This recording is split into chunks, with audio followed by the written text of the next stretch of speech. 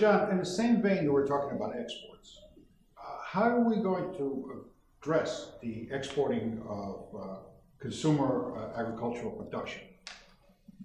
Excellent. One of the, so we're talking about, we started out talking about strategic industrial priorities. Yes. Or prioritization. Mm-hmm. One of the things that Africans have a lot of is arable land. Yes. DR Congo, for example, I've often voiced, I had some associates in DR Congo.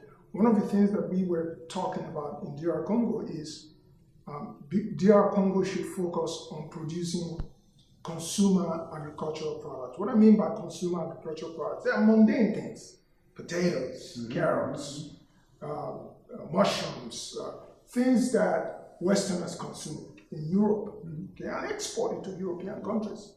They could build a massive agricultural export complex from the amount of arable land that is available in DR Congo.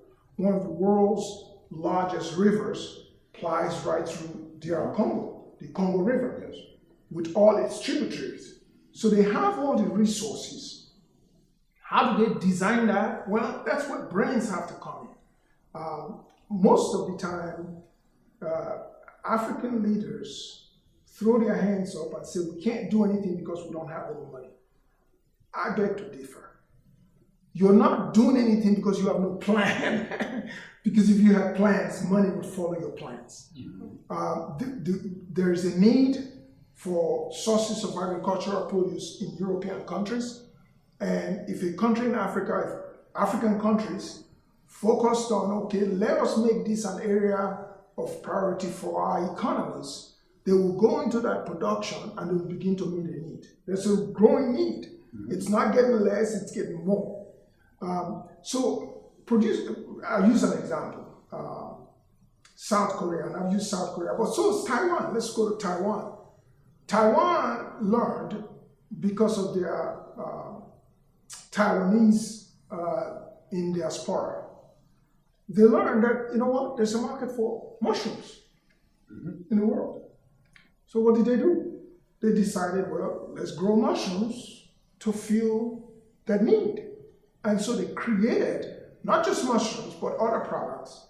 And from there have spawned canning industries, processing industries, all to meet the need of agricultural produce for the world market. Mm-hmm. South Korea did the same. One of the challenges that Park Chung-hee's administration faced was that in the winter, the farmers, okay, there was an initiative, the Semol initiative, I don't know if I'm pronouncing that right, so my South Korean friends don't be mad with me, but the Semol Udon, I believe, was a program initiative that the South Korean government implemented. They wanted to make their farmers a little more, to get them to earn more. Well, one of the things that they were not doing was in the winter, they couldn't farm at all. You know, they shut down business.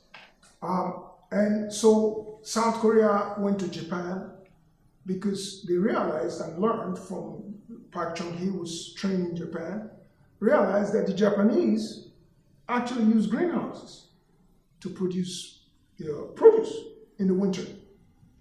So they copied the Japanese system and created a massive network of greenhouses, which then gave South Korean farmers the opportunity to farm all year round.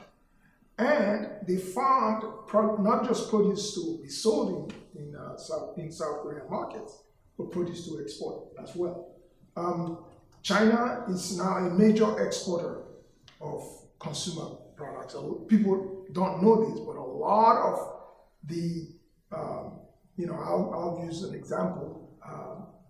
Garlic is one, mushrooms, another, dried mushrooms as well, shrimp. But a whole host of agricultural commodities that are consumer agricultural commodities, not industrial agricultural commodities, are coming out of China because China has focused on producing them. Tomatoes. Mm-hmm. China is now a major exporter of processed tomato products.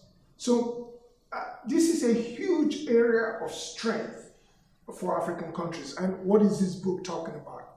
This book is saying to African countries, what you want to do is take advantage of your competitive advantages, right? And arable land is one of those competitive advantages.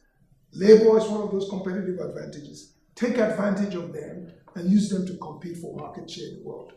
And weather, and the Absolutely. largeness of this, the whole African continent. And you can add proximity to European market.